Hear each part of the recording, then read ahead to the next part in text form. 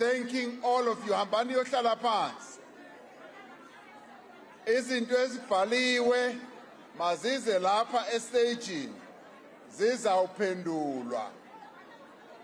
This is how we always run Imbizos. We listen to almost 50 people and thereafter we give answers.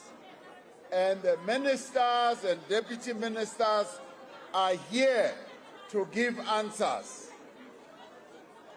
So I want everybody to sit down because siyophendula ke manje.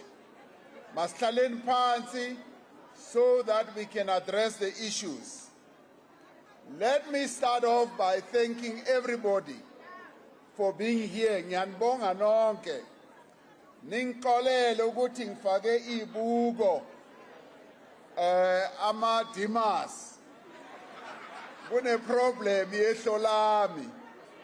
So odokotela they are working on it.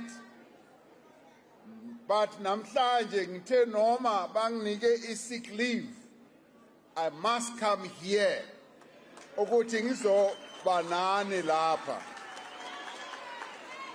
Yebo no president uyayithola i-sick leave.